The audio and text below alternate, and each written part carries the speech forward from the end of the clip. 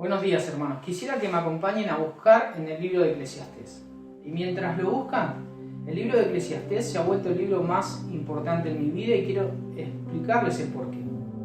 A priori me gustaría darles una introducción del libro y que de ello podamos tomar una enseñanza personal. Cuando pensamos en el libro de Eclesiastés, quizás se nos viene a la mente la idea de una iglesia, un conjunto de personas escuchando un mensaje. Pero en el original el libro se titula El Coelet, que significa el predicador. Y acá la idea no vira hacia la iglesia, sino que vira hacia el mensaje y hacia quién está dando el mensaje. Ya no es tan importante quiénes escuchan, aunque es importante los oyentes, sino más bien lo importante de este libro es el mensaje que tiene para darnos. El perfil de su autor ha traído confusiones, pero lo que sabemos es que la tradición acepta que Salomón ha sido su escritor. Y es que el perfil del predicador es muy conexo con el perfil de Salomón. Inicialmente el libro dice lo siguiente: palabras del predicador, hijo de David, rey en Jerusalén. Capítulo 1, verso 1. Esto es una huella dactilar muy importante para pensar en Salomón. Hijo de David, rey en Jerusalén. Además hay otro punto que es un eje cardinal en el texto, que dice en el verso 1:16, dice: hablé yo en mi corazón diciendo, he aquí yo me he engrandecido y he crecido en sabiduría sobre todos los que fueron antes de mí en Jerusalén. ¿Qué podríamos decir del predicador en conexión con Salomón en aquella experiencia donde en sueños Salomón recibe gran bendición de Dios al pedir sabiduría? Era notorio para David que su hijo, aún antes de adquirir sabiduría por parte de Dios, ya demostraba aquella noción que implica ser una persona sabia. Además, Salomón recibió muchas bendiciones, además de su sabiduría, que conectan también con el autor de Eclesiastés. Porque el autor de Eclesiastés se llama a sí mismo como un constructor, y Salomón construyó un palacio y construyó el área del palacio, el área del templo, como nunca antes otro. Se menciona también que el autor de Eclesiastés compuso salmos, compuso proverbios y canciones. Y además de ello que fue bendecido con mucha riqueza, lo cual hace pensar que esa huella dactilar inicialmente conecta con Salomón. Si fuese así, el libro se escribió entonces en el año 930 a.C. Sin embargo, hay otros autores que opinan que la identidad de Salomón en el libro de Eclesiastés se va diluyendo a la medida que uno va leyendo. La expresión del capítulo 1, verso 12, parece indicarnos de que el escritor fue rey y después ha escrito el libro. Dice: yo, el predicador, fui rey sobre Israel en Jerusalén. Y nosotros sabemos que la experiencia de vida de Salomón es que todo de él se terminó cuando murió en el reinado. No hubo escritura después de él. Otros de los términos es que en los tiempos de Salomón hubo un reinado de paz. Sin embargo, el autor de Eclesiastés vio la opresión, como dice en el capítulo 4. En el capítulo 5 dice que vio la injusticia. Y en el capítulo 10 dice que él vio el mal contra sí mismo. Esto no concuerda con la experiencia de vida y de reinado de Salomón. Así que hay una gran disyuntiva y creo que la más importante es el tipo de escritura. El tipo de escritura que se encontraba en los libros como el de Proverbios es muy diferente al tipo de escritura moderna que se encontró para el libro de Eclesiastés. Ahora, en este gran hermoso libro hay 4 ingredientes que quiero darte a conocer. Uno de ellos es el término todo lo que está debajo del sol. Este es un término que aparece en el capítulo 1, verso 3. Inicialmente, apenas comenzamos a leer, aparece. Dice: ¿qué provecho tiene el hombre de todo su afán y trabajo debajo del sol? El 1.9 dice: la historia no hace más que repetirse, ya todo se hizo antes, no hay nada realmente nuevo debajo del sol. Claramente es un término que nos habla de la experiencia humana, y no solamente de la experiencia, sino también de la reflexión humana y de la capacidad que tiene el hombre de expresar aquella reflexión. Pero como dice el autor, la experiencia aquí es cíclica. Todo se va repitiendo, así como se repiten las experiencias naturales que hacen que el agua que está en el mar llegue a la montaña a través de nieve y luego de ciertas precipitaciones nuevamente se vuelque en el mar, así son las experiencias repetitivas y humanas en el transcurso de nuestra vida aquí debajo del sol. El segundo ingrediente es el sinsentido de la vida, cuando el autor utiliza la palabra vanidad. La palabra es aquella que literalmente significa soplo o significa viento. La idea de vano es alguien que está luchando contra el viento, alguien que está corriendo tras el mismo. Es una tarea fútil. Y realmente, ya en el verso 2, se expresa de una manera hiperbólica, por así decirlo. El autor dice: vanidad de vanidades, dijo el predicador, todo es vanidad. Es claro que la experiencia del hombre aquí en la tierra, según la visión o según el prismático del predicador, es una expresión fútil, que no tiene sentido y que puede llegar a ser realmente sin sentido. El tercer ingrediente es el propósito. Pese a lo que venimos escuchando, el predicador nos hablará acerca de un propósito. Y él utiliza la palabra aflicción de espíritu que evoca aquella idea. La aflicción de espíritu es un término de insatisfacción y aflicción que tiene el autor por, tras el propósito, no encontrarlo. Tras buscar algo a través de la sabiduría o de otra clase de experiencia, no encontrar lo que realmente es el punto ecuánime que nos da explicaciones de la vida. Por eso en el verso 1.14 el Coelet dice lo siguiente: miré todas las obras que se hacen debajo del sol, todas las obras, dice, y aquí todo ello es vanidad y aflicción de espíritu. Fíjense, en el 1.17 dice: y dediqué mi corazón a conocer la sabiduría y también a entender las locuras y los desvaríos. Conocí que aún esto era aflicción de espíritu. No hay satisfacción en la experiencia del predicador. Finalmente, y el último condimento, es la sabiduría, que es insuficiente. Aunque esto parece un oxímoron, porque la sabiduría parece alcanzar todas las cosas, y como hemos visto en el 1.16, él se engrandeció en sabiduría. La sabiduría que nos va a expresar es una sabiduría limitada. Él ya mismo en el capítulo 7, verso 29, nos ha dicho de que a causa de las perversiones y las desviaciones de los hombres hemos perdido la rectitud delante de Dios. Utiliza un término en ese pasaje que es las inclinaciones. Fíjense, lo que está debajo del sol, inclinados entonces también hacia el pecado. Dios nos hizo rectos, pero el pecado ha generado un disturbio en nuestra capacidad de entender la realidad y por ende en nuestra sabiduría misma. Y aunque esto es verdad y es innegable, se va a atrever el autor de Eclesiastés a decirnos que hay cosas entre buenas mejores. ¿A quién no le gusta elegir entre dos cosas buenas la mejor? Y es que existe esa posibilidad. Él nos dirá: es mejor la sabiduría que la necedad, en el capítulo 2, verso 3. En el capítulo 7, verso 1, dice: es mejor la buena fama que el buen perfume. En el capítulo 7, 2, dice: mejor es la casa del luto que las risas frívolas de un banquete. Así que es mejor, de hecho, estar vivo que estar muerto, dice en el capítulo 9, verso 4. Hay cosas que la sabiduría nos puede otorgar, pero en cuanto a la búsqueda del propósito es insuficiente. Finalmente, esta sabiduría se ha encargado de mostrarnos un silogismo del cual no hay escapatoria. Es una forma de razonamiento deductivo que nos permite entender lo que trato de decirle. Todos estos ingredientes nos llevan a una conclusión bastante desastrosa según el punto de vista del predicador. Todo trabajo de la sabiduría está debajo del sol. Todo debajo del sol es vanidad.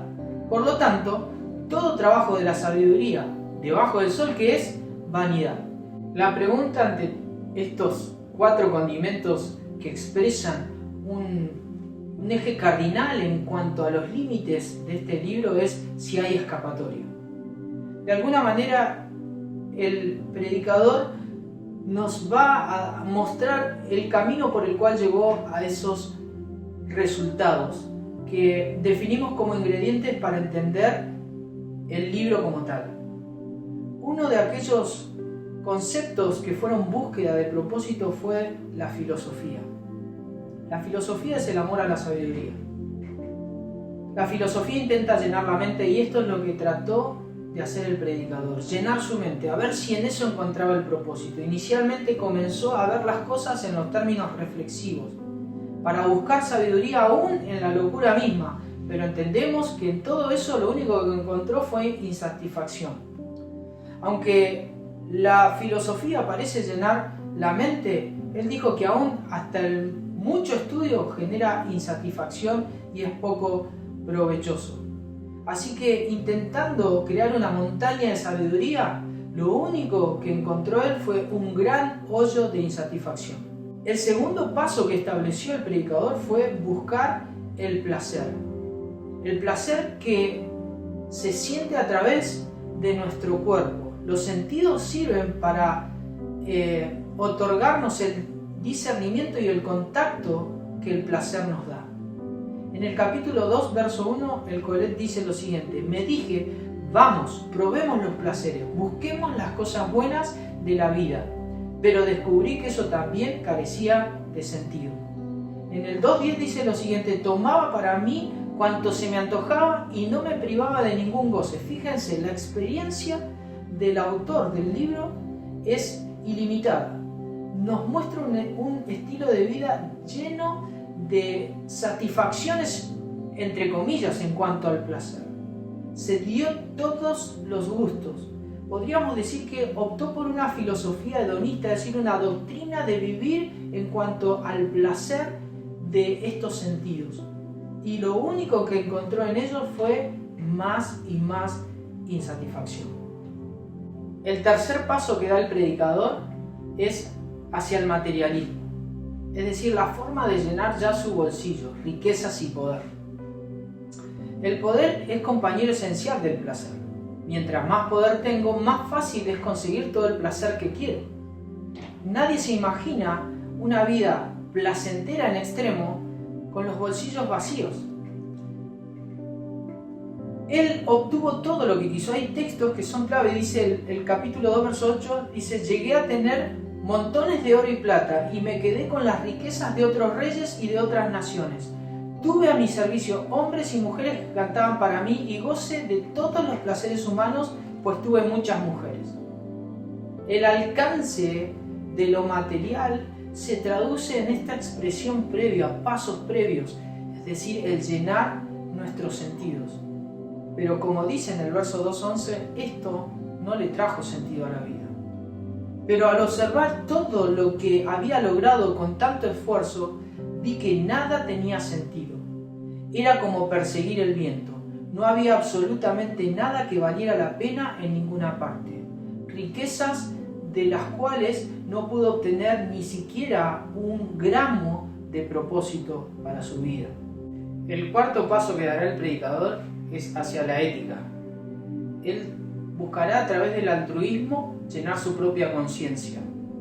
Y es que el buscar capitales para el placer trae egoísmo y él se dio cuenta. Así que en el capítulo 4, verso 9, él dice: es mejor ser dos que uno, porque ambos pueden ayudarse mutuamente a lograr el éxito. Y claro, mucha gente, como el predicador, ve que en el egoísmo hay insatisfacción asegurada. Entonces, ¿por qué no mejor dar un paso hacia el dar? Pero esa búsqueda del dar tiene una motivación egoísta, porque el predicador no está buscando el dar por amor, sino dar para encontrar su propio sentido a su propia existencia. Entonces vemos condicionantes que él mismo ya ha colocado en versículos previos, como el que está en el 2.18. Dice: llegué a odiar todo el trabajo que hice en este mundo porque tengo que dejarles a otros lo que yo he ganado. ¿No era necesario dar para sentirme feliz en términos de conciencia? Encontramos que el egoísmo recorre cada uno de los vasos sanguíneos de este predicador. Dice: ¿y quién sabrá si mis sucesores serán sabios o necios? Sin embargo, ellos se van a apoderar de todo lo que yo he adquirido bajo el sol a través de mi destreza y esfuerzo. ¡Qué absurdo!, dice. Claro, ¿qué significa dar en la mente de alguien que está buscando a través de ello su propio sentido? Puro y absoluto egoísmo, pura y absoluta vanidad. Y el último paso que dará el predicador en búsqueda de propósito y satisfacción es a través de la religión. Una vida de piedad, una vida que le llene su propio espíritu. Él ha utilizado términos para referirse hacia Dios. En el primer pasaje lo hace en el verso 13, diciendo que Dios lo colocó en un trabajo penoso, el hecho de inquirir para buscar sabiduría entre los hombres. Pero también se refiere a Él como un Dios creador, como un Dios dador, como un Dios juez, como un Dios de temor, como un Dios cuya morada existe. Pero nunca se refirió a Él como Señor. Él es sincero en entender las cosas con un sentido espiritual. Pero su sentido espiritual está muy limitado a entenderse como Dios quiere que lo entienda. Por lo tanto, en esa búsqueda de religión y de piedad y de una vida de conciencia quizás de Dios, no ha encontrado satisfacción alguna. Ahora, en la búsqueda del predicador, hemos encontrado una gran verdad. Es que un mundo sin Dios es un mundo sin sentido. Ahora, la palabra de Dios nos permite a nosotros encontrar otra realidad. Y es que en Cristo encontramos respuesta. En Cristo encontramos propósito. Por eso tenemos que siempre volver a las bases. Dios nos ha mostrado su plan para la humanidad. En Levítico 11:44, algo que repite Pedro en su primera carta, el verso 16, dice: sed santos porque yo soy santo. La respuesta hacia el hombre de parte de Dios es que haya una relación de tal forma que nosotros podamos identificarnos con su naturaleza santa. Hemos sido creados por Dios, hemos sido hechos a su imagen, y eso debe ser un imperativo hacia nosotros para reflejar a través de nuestra relación con Él esa particularidad de Dios, su propia santidad. Fue Jesús en Mateo 12:42 que se ofreció como una respuesta mucho mejor y contundente que las de Salomón a la reina de Saba. Jesús utilizó una expresión hacia sí mismo que dijo: ahora alguien superior a Salomón está aquí, pero ustedes se niegan a escucharlo. La primera respuesta que tenemos hacia la filosofía, algo que buscó el predicador para llenar su mente, es que Cristo es la revelación completa. La sabiduría es insuficiente, pero en Cristo encontramos todo en cuanto a Dios. Dios nos ha hablado, dice en Hebreo, por medio de su Hijo. En 1 Corintios 1:30, Pablo dice: Dios los ha unido a ustedes con Cristo. Dios hizo que Él fuera la sabiduría misma para nuestro beneficio. Cristo nos hizo justos ante Dios, nos hizo puros y santos y nos liberó del pecado. Dios en Cristo nos ha revelado su beneficio, y Dios en Cristo finalmente nos ha mostrado su gran amor, porque hay algo particular de Dios, y es que Él es amor. Y si se ha revelado a través de su Hijo, a través de su Hijo nos ha mostrado esa gran virtud que nos abraza continuamente. En Cristo, como sabiduría, encontramos revelación completa de Dios. En Cristo también encontramos una respuesta para el hedonismo, algo en el cual el predicador intentó satisfacer su propio cuerpo. A diferencia, en Cristo, más que placer, encontramos un regocijo interminable. Un regocijo que Pablo expresó como mandamiento. Él dijo: regocijaos en el Señor siempre. Otra vez os digo, regocijaos. También encontramos ese regocijo como una satisfacción plena, un contentamiento. Pablo dijo en Filipenses capítulo 4, verso 11: no lo digo porque tenga escasez, pues he aprendido a contentarme cualquiera sea mi situación. Y Pablo mismo utilizó esa forma de contentarse como una enseñanza, porque dijo: sé vivir humildemente y sé tener abundancia. En todo y por todo estoy enseñado. Entonces vemos que, a diferencia de la falta de sentido que nos ofrecen los placeres, en Cristo encontramos un gozo que no se acaba jamás. El materialismo tampoco ha sido una respuesta. El obtener poder parece ser que deja mucho más vacío el corazón del hombre. Sin embargo, en Cristo nosotros encontramos riquezas sin fecha de vencimiento. Fuimos completos en Cristo, dijo Pablo, en Colosenses capítulo 2:10. En Efesios 1:17, él dice que nuestras riquezas son riquezas eternas, dice: y le pido a Dios, el glorioso Padre de nuestro Señor Jesucristo, que les dé sabiduría espiritual y percepción para que crezcan en el conocimiento de Dios. Pido que les inunde de luz el corazón para que puedan entender la esperanza segura que Él ha dado a los que llamó, es decir, a su pueblo santo, quienes son su rica y gloriosa herencia. Riquezas de su sabiduría, riquezas de su misericordia, riquezas de las cuales Él nos provee para darnos lo que necesitamos día a día, riquezas que encontramos en Cristo Jesús. Él es la gloria y en su gloria encontramos riquezas que no tienen fecha de vencimiento. En Cristo también encontramos una respuesta que el predicador no encontró a través de su propia ética. Él buscó en el altruismo y solamente encontró mayor y más egoísmo. En Cristo encontramos, a diferencia, razón suficiente para el servicio. El amor de Dios, dice la Biblia, ha sido derramado en nuestros corazones para que eso nos impulse hacia el servicio y el amor hacia las otras personas. Nuestro servicio, dice Pablo, está basado en virtudes que son el fruto del Espíritu Santo, dice Pablo en Gálatas. Somos libres realmente de nuestra condición pasada por Cristo para ahora sí servirles, como dice en Gálatas 5:13, dice: pero ustedes, mis hermanos, han sido llamados a vivir en libertad, pero no usen la libertad para satisfacer los deseos de la naturaleza pecaminosa. Al contrario, usen la libertad para servirse unos a otros por amor. Cristo mismo fue el mejor emisario de Dios para mostrarnos lo que el servicio es. Mientras la búsqueda de ética es el recorrer de muchas personas, en Cristo hemos encontrado razón suficiente para servir a las personas, porque servimos a Él y servimos al prójimo en el mismo sentido. Finalmente, Jesús, a diferencia de la religión, nos otorga una relación personal con Dios. La fórmula de las religiones al Coelet lo dejaron insatisfecho, pero nosotros en Cristo hemos encontrado la relación que necesitamos tener con Dios para encontrarle el propósito a nuestra vida. Él nos llama a recibirle de todo corazón.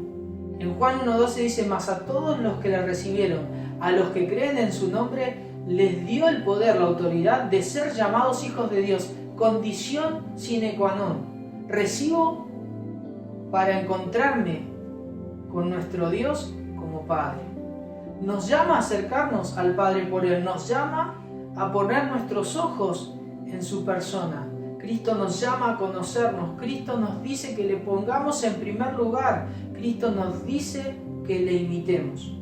Es que en Cristo, cuando le encontramos, nuestra relación con Dios se establece y de allí todos los beneficios que en Él podemos encontrar para esta vida. Resumiendo, la filosofía que intentó llenar la mente del predicador, el hedonismo o el placer para llenar su cuerpo, el materialismo para llenar su bolsillo, la ética para llenar su conciencia y aún la religión para llenar su espíritu, no lograron darle propósito a un hombre que tenía fuera de la ecuación de su vida a Dios.